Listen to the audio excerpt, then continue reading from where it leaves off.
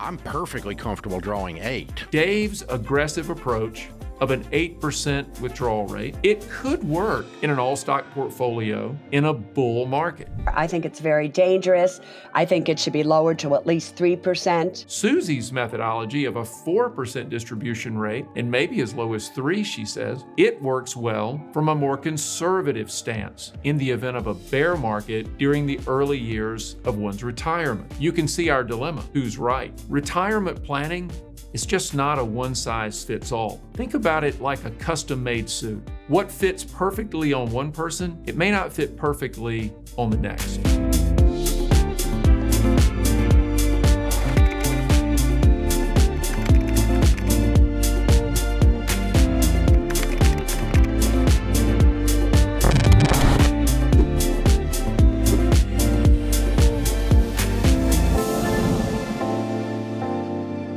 Hey everyone, welcome to another edition of We're Talking Money. I'm Phil Clark, Wealth Advisor at OmniStar Financial Group. Today we're diving into retirement income planning, and that's guided by two giants in the financial advice arena, Dave Ramsey, Suze Orman. Now Dave Ramsey, he has built an empire on books, subscriptions, his radio and podcast shows. Live from the headquarters of Ramsey Solutions, it's The Ramsey Show, where we help people. Dave is very successful. Suze Orman, she's done it a little bit differently, but very popular powerhouse of a show host. She commands up to $200,000 per speaking engagement. These two exude success. Their advice must be right? They have very different takes on retirement strategies. In fact, they have a different take on the financial landscape in general. Let's break it down. On one side, we have Dave Ramsey. He is very well known for his bold and aggressive approach. Recently, Dave Ramsey ranted about an 8% withdrawal rate being sustainable throughout your retirement years. These morons who live in their mother's basement with a calculator, and then you put that out into the dadgum community, and then people go, I don't have enough money. He obviously wants everyone to start out their retirement with a bang. Let's talk about Suze Orman. She takes a different approach.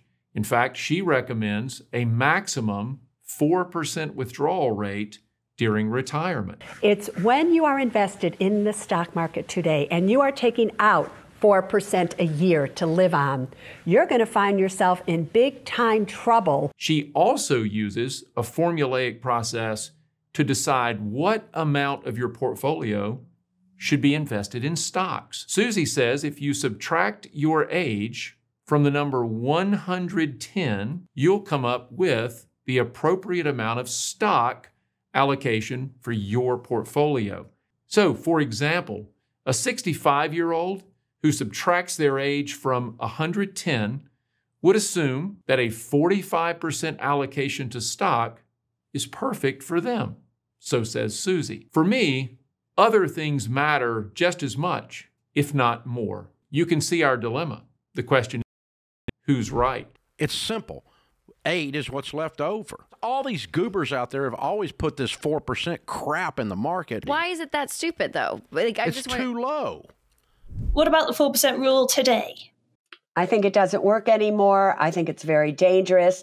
I think it should be lowered to at least 3%. If we look at the merits of each, we'll find that Dave's aggressive approach of an 8% withdrawal rate, it could work in an all-stock portfolio in a bull market. On the other hand, Suze's methodology of a 4% distribution rate, and maybe as low as 3%, she says, it works well from a more conservative stance.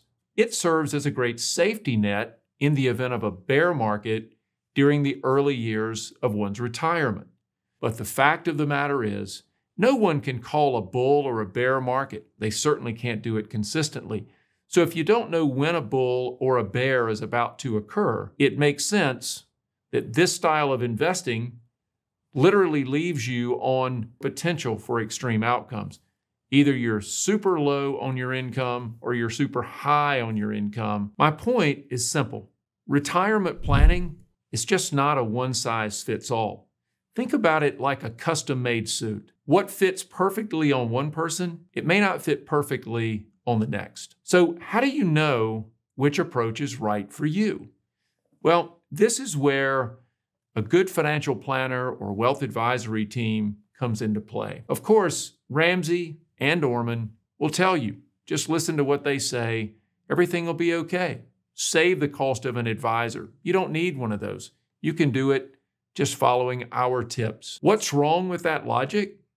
Well, it's illogical to start.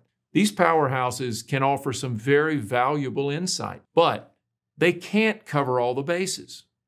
Why? It's because they don't know you or your situation, and they certainly can't care about your success. After all, they don't know you. Having a trusted advisor who's on your team that can design a personalized plan for you, it's going to give you a much better chance at success versus listening to the talking heads. Now, general advice is not a bad thing, but don't let anyone persuade you into believing that your situation is so simple that a radio host can yell a solution loud enough until it works. Somebody ought to smack you. That's stupid.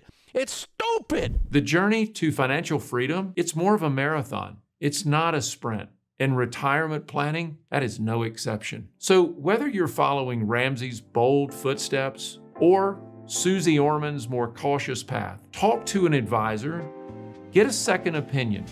Use someone who can get to know you, your dreams, your goals, your vision. There are no do-overs when it comes to wealth building or retirement income. That's all for this episode, and I hope that it has inspired you to go beyond a radio host for your financial success. I hope you'll subscribe to our channel, hit the thumbs up, and make sure to ring the bell so you never miss great content that we're putting out every week, all designed to help you make better financial decisions. I'll see you next time on We're Talking Money.